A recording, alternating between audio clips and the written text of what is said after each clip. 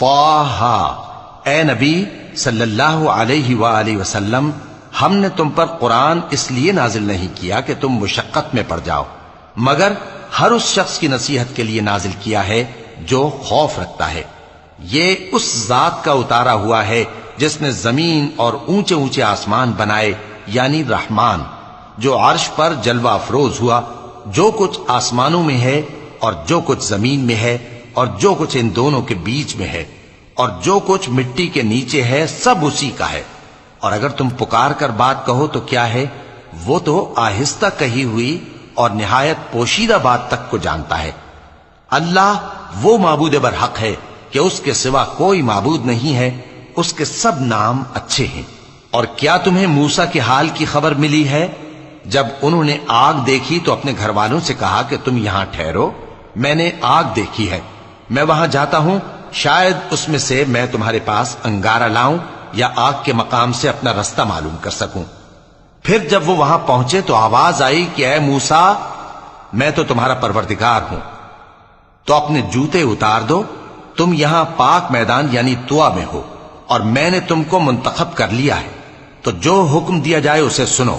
بے شک میں ہی اللہ ہوں، میرے سوا کوئی معبود نہیں، تو میری عبادت کیا کرو اور میری یاد کے لیے نماز پڑھا کرو۔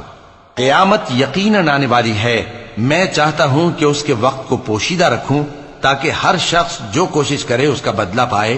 تو جو شخص اس پر ایمان نہیں رکھتا اور اپنی خواہش کے پیچھے چلتا ہے، کہیں تم کو اس کے یقین سے روک نہ دے، تو اس صورت میں تم ہلاک ہو جاؤ۔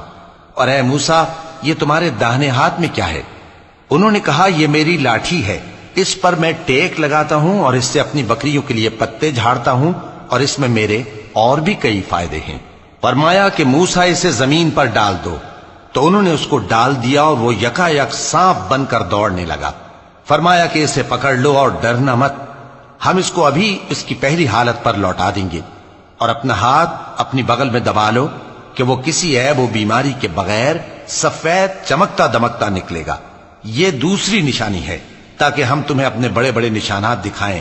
تم فرعون کے پاس جاؤ کہ وہ سرکش ہو رہا ہے۔ کہا، اے میرے پروردگار، اس کام کے لیے میرا سینہ کھول دے اور میرا کام آسان کر دے، اور میری زبان کی گرہ کھول دے تاکہ وہ میری بات سمجھ لیں، اور میرے گھر والوں میں سے ایک کو میرا وزیر یعنی مددگار مقرر فرما، یعنی میرے بھائی ہارون کو۔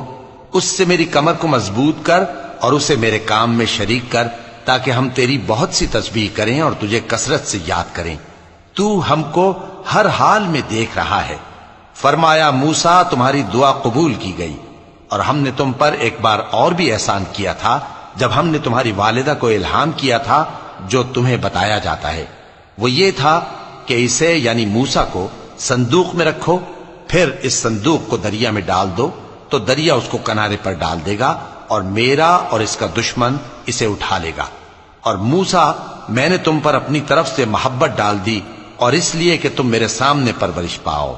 جب تمہاری بہن وہاں فرعون کے ہاں گئی اور کہنے لگی کہ میں تمہیں اس کا پتہ دوں جو اس کو پالے پوسے، تو اس طریق سے ہم نے تم کو تمہاری ماں کے پاس پہنچا دیا تاکہ ان کی آنکھیں ٹھنڈی ہوں اور وہ رنج نہ کرے۔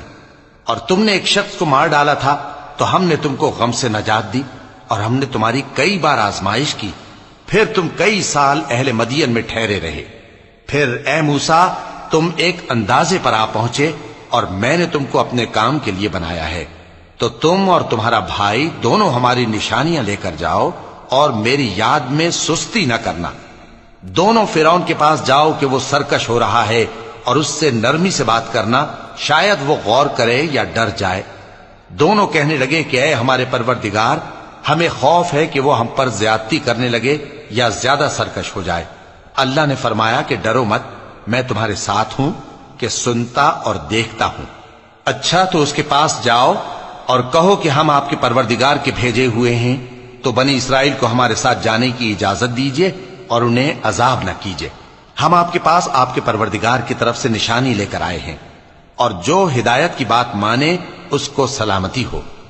ہماری طرف یہ وحی آئی ہے کہ جو جھٹلائے اور منہ پھیرے اس کے لیے عذاب تیار ہے۔ غرض موسیٰ اور ہارون فرعون کے پاس گئے، اس نے کہا کہ موسیٰ، تمہارا پروردگار کون ہے؟ کہا کہ ہمارا پروردگار وہ ہے جس نے ہر چیز کو اس کی شکل و صورت بخشی پھر راہ دکھائی۔ کہا تو پہلی قوموں کا کیا حال ہوا؟ فرمایا کہ ان